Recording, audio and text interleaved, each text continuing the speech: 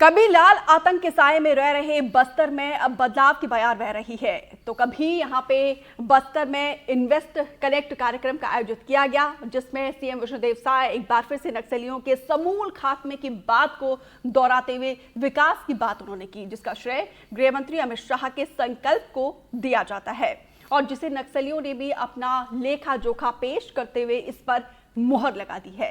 इस पर एक रिपोर्ट दिखा रहे हैं, उसके बाद से इस पर हम चर्चा करेंगे।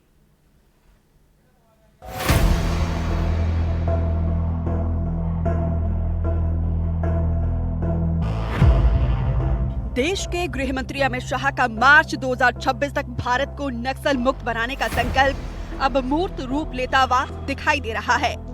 नक्सली आतंक पर सफलता के पीछे केंद्र और राज्य की 3 स्तरीय रणनीति ने काम किया, जिसमें सबसे पहले नक्सलियों पर समर्पण का दबाव बनाया गया और अगर नक्सली समर्पण नीति को नहीं माने तो उनकी गिरफ्तारी के लिए रणनीति बनाई गई। इस पर भी नक्सली नहीं माने तो उनके खिलाफ अभियान चलाकर कई नक्सलियों को ढेर किया गया। इसी रणनीति के चलते बीते साल छत्तीसगढ़ में करीब 1000 से ज्यादा नक्सलियों ने आत्मसमर्पण किया और साथ ही कईयों की गिरफ्तारी हुई, जबकि 287 नक्सली ढेर हुए हैं। इसमें झारखंड में मारे गए नक्सलियों की संख्या सिर्फ 9 रही, जबकि नक्सलियों की कमर सबसे ज्यादा छत्तीसगढ़ में टूटती हुई नजर आई है। यहाँ करीब 867 नक्सलियों ने सरेंडर कर लिया। अपने नुकसान का लेखा जोखा खुद नक्सलियों ने पेश किया, जिसको हम समझ लेते हैं। 53 सालों के बाद कोई महासचिव मारा गया। 21 मई को अबुझमाड़ में बसव राजू ढेर हुआ। इस साल नक्सलियों को भारी नुकसान हुआ। 3 central committee member, 17 state committee member ढेर। पिछले कुछ महीनों में 366 नक्सली ढेर। नक्सलियों की केंद्रीय कमेटी ने एक पर्चा भी जारी करके अपने नुकसान का आंकड़ा पेश किया। नक्सलियों ने पर्चे के माध्यम से बताया कि 1972 में चारू मजूमदार की मौत के बाद 53 सालों में पहली बार कोई महासचिव एनकाउंटर में ढेर हुआ है। 21 मई को ही फोर्स ने अबुझमाड़ में नक्सल महासचिव बसव राजू का एनकाउंटर कर दिया। तो वहीं नक्सलियों ने बीते दिनों 3 सेंट्रल कमेटी, 17 स्टेट कमेटी सहित कुल 366 नक्सलियों के मारे जाने की बात को स्वीकार की है। अब हम आपको ये 2 तस्वीरें दिखा रहे हैं, जिसमें पहली तस्वीर नारायणपुर की है, जहां पे 16 नक्सलियों ने सरेंडर कर लिया। पंचायत मिलिशिया डिप्टी कमांडर न्याय शाखा अध्यक्ष के साथ 16 नक्सलियों ने समाज की मुख्य धारा से जुड़ने का संकल्प लिया। तो वहीं दूसरी तस्वीर दंतेवाड़ा से है, जहां पे नक्सलियों के लगाए गए आईईडी ब्लास्ट में 2 जवान घायल हो गए, जिसमें एक की हालत गंभीर है।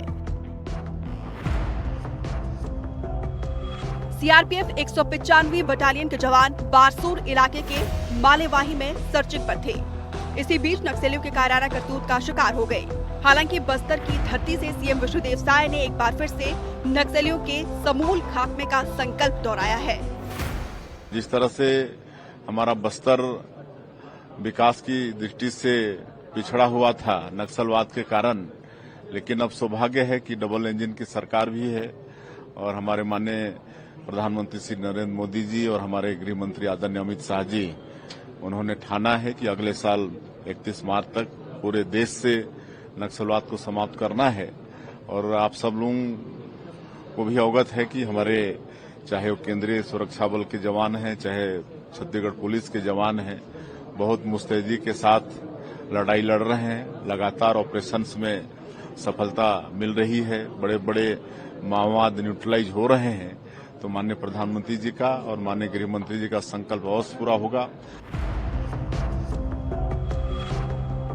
बहरहाल सरकार ने सरेंडर करने वाले नक्सलियों को मुख्य धारा में शामिल करने के लिए आर्थिक सहायता और पुनर्वास योजनाएं चलाई हैं। इससे न केवल हिंसा में कमी आई, बल्कि स्थानीय लोगों की दुश्वारियां भी कम हुई है। यही वजह है कि अब नक्सली हिंसा का रास्ता छोड़कर समाज की मुख्य धारा में जुड़ रहे हैं। वहीं जो हिंसा का रास्ता नहीं छोड़ रहे हैं, उन्हें एनकाउंटर में ढेर किया जा रहा है। सरकार की नीयत साफ है, भारत को मार्च 2026 तक नक्सल मुक्त बनाना है, जो कि मूर्त रूप लेता हुआ दिखाई दे रहा है। Bureau report, NDTV, Madhya Pradesh, Chhattisgarh.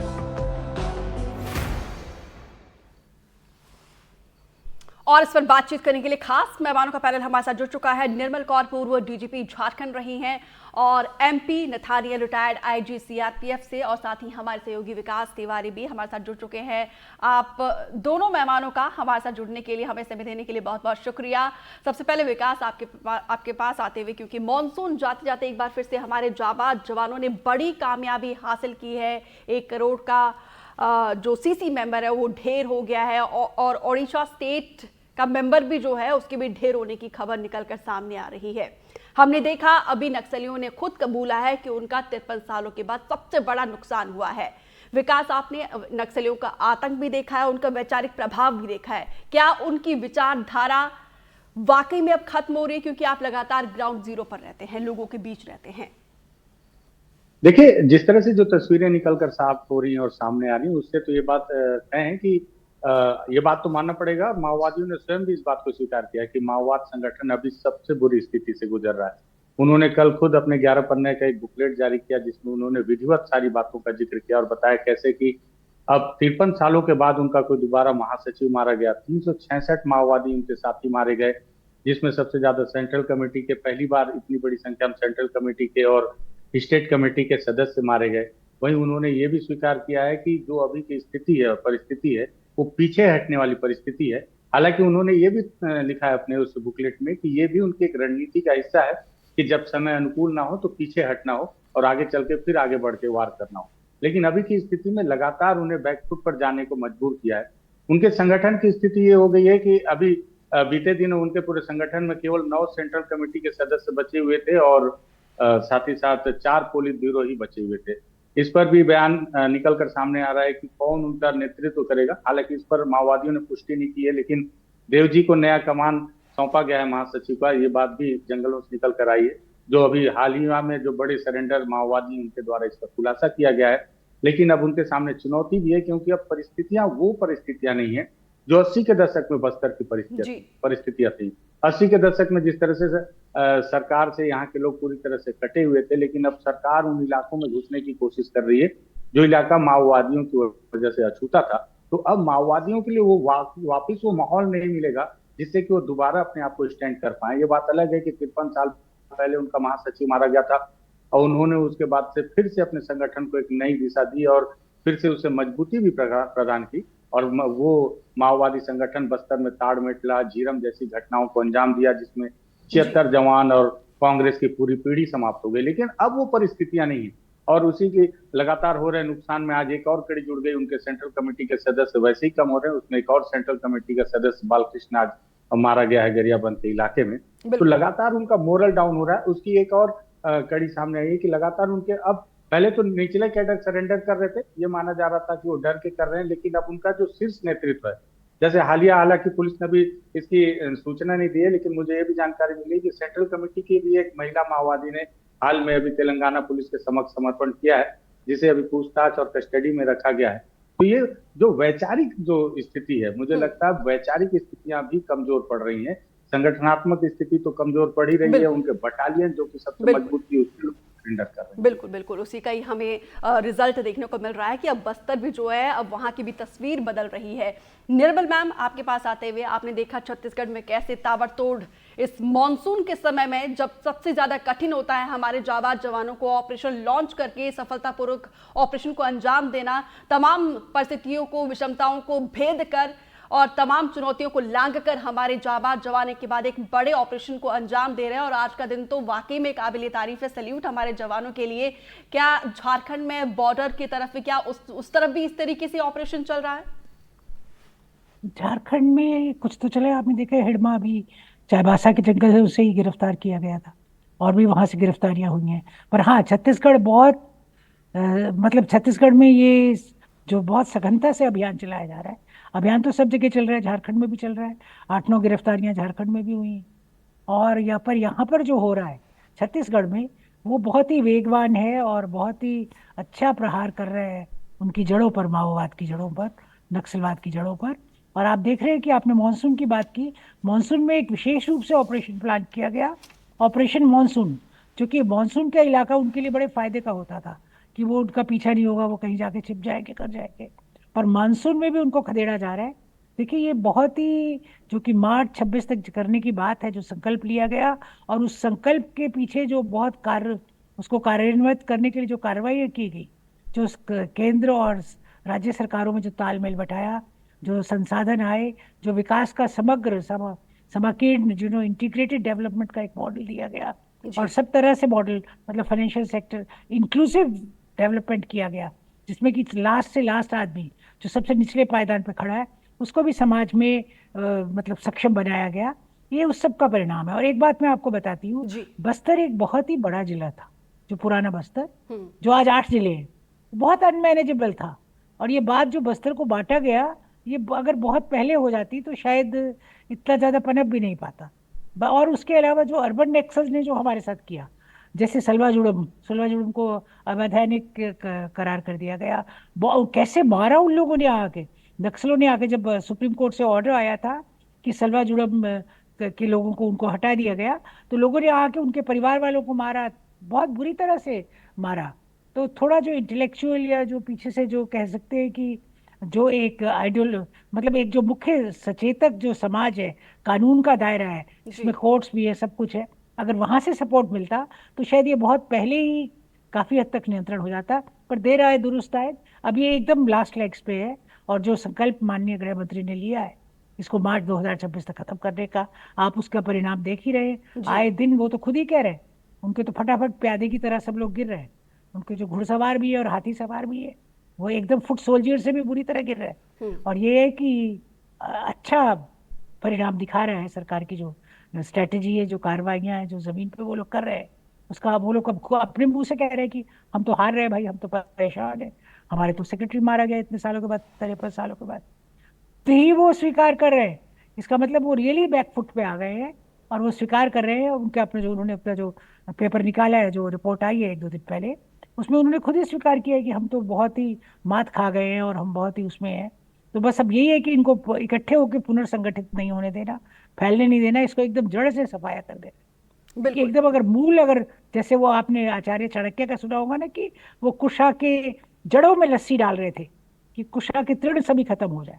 तो अब इसको जड़ से खत्म कर देना है, ताकि कभी ये पुनर्गठित होकर, दोबारा संगठित होकर, दोबारा कभी इस तरह राष्ट्र की सुरक्षा से खिलवाड़ न कर पाए। ये बिल्कुल। ऐसा लगता है कि ये इसमें सफलता पूरी मिल रही है। जी जी बिल्कुल। जिस तरीके से संकल्प लिया है, क्योंकि कहा जाता है ना कि संकल्प का कोई विकल्प नहीं होता है, उसी संकल्प के तहत हमारे जाबाज जवान ये कारनामा करके दिखा रहे हैं। एमपी नथानियल सर, आपके पास आते हुए सबसे पहले तो आपको बधाई, क्योंकि आप रिटायर्ड आईजी रहे हैं और सीआरपीएफ के जो हमारे जाबाज जवान हैं क्या कमाल करके दिखा रहे हैं। हर दिन हम देखते हैं कि एक नया कीर्तिमान, उनका शौर्य, उनका धैर्य, साहस का परिचय हम हर दिन देखते हैं, और आपने तो इस फोर्स को लीड किया है। लेकिन सर, अभी आपको और क्या लगता है कि ऐसी क्या रिक्वायरमेंट हो सकती है? हालांकि सरकार की तरफ से तमाम कोशिश की जा रही है हर एक सुविधा हमारे जवानों को देने के लिए, लेकिन as a guardian of force आप क्या अभी और चाहते हो कि और सुविधा हमारे जाबाज जवानों को मिले, ताकि जो डेडलाइन दिया गया है वो हम और जल्दी और अच्छे से पूरी कर सके? आपके सब दर्शकों को मेरा नमस्कार। जी सर। ये जो अभियान चल रहा है, इसमें काफ़ी हद तक हमें इसलिए सफलता मिल रही है क्योंकि काफ़ी मॉडर्न इक्विपमेंट दिए गए हैं, और हमारे पास जो डॉग हैं, कैनाइन, ये काफ़ी तजुर्बे से ये लोग डिटेक्ट कर पा रहे हैं जहाँ जहाँ पे माइन लग रहे हैं। और उसके अलावा माइन स्वीपर्स भी हैं जिससे कि आईईडी डिटेक्ट कर पाते हैं। लेकिन कभी कभी ऐसे हो जाता है कि आईईडी मिस हो जाते हैं, जिसकी वजह से हमारे 2 जवान घायल हुए हैं। और यही है कि हमारे जवानों को बहुत ज़्यादा सतर्क रहना पड़ेगा, क्योंकि अब ये पहले की तरह इकट्ठे नहीं हो सकते। पहले तो ये था कि ये 200-300 की तादाद में इकट्ठे हो जाते थे और उसके बाद अटैक करते थे फोर्सेस के ऊपर।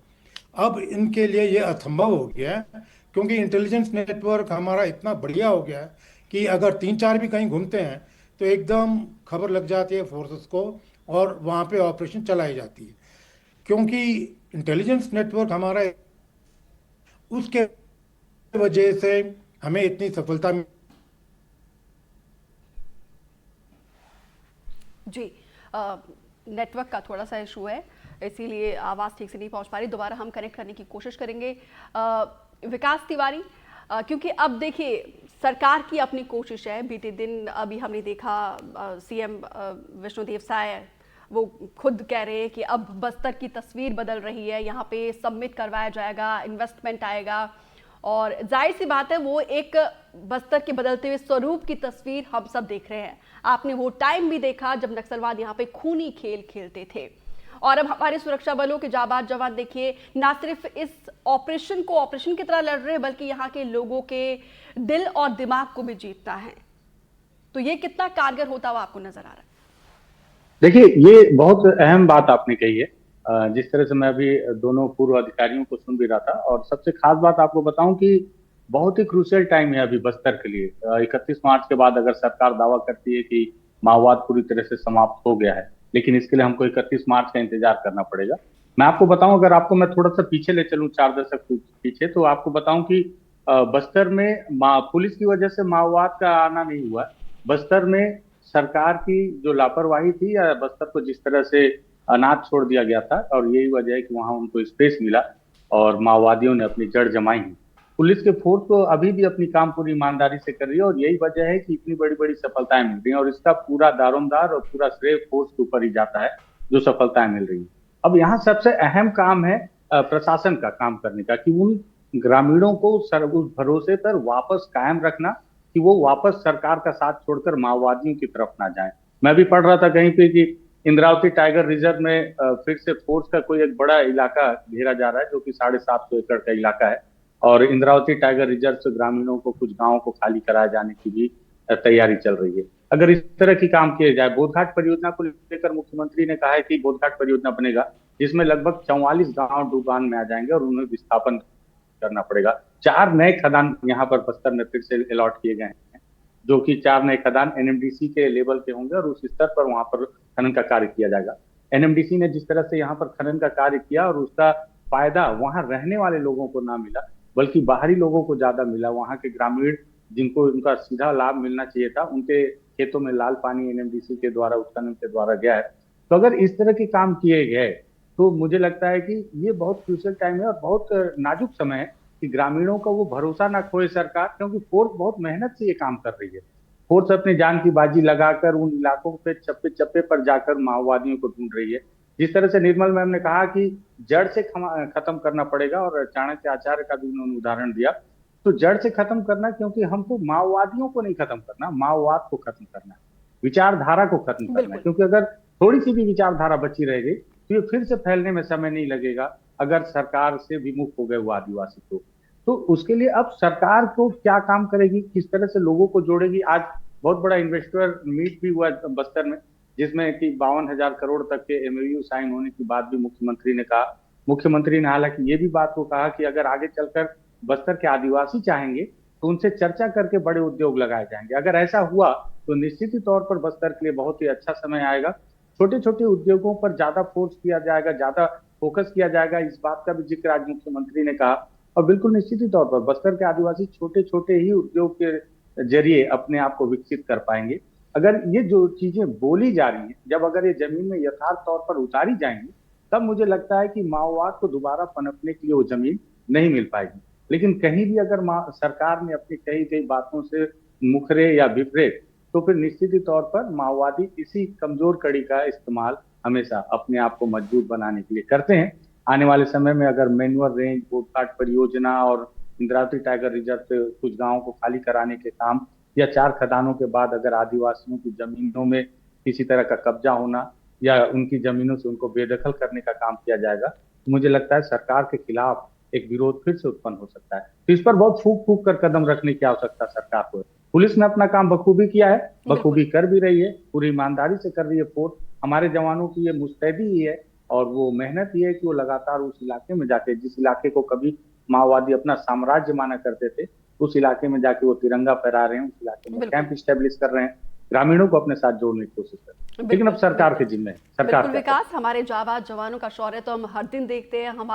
हम सबका सीना जो है गर्व से एकदम फूल जाता है जब हम इस तरीके से देखते हैं कि कैसे हमारे जाबाज जवान विषम परिस्थितियों में, एक तरफ देखिए जगह इतनी ज्यादा मुश्किल है और ऊपर से नक्सलियों की कुटिलता और जगह की जटिलता को लांघते हुए जिस तरीके से बड़ी उपलब्धि हासिल कर रहे हैं, सैल्यूट हर एक हमारे जाबाज जवान को।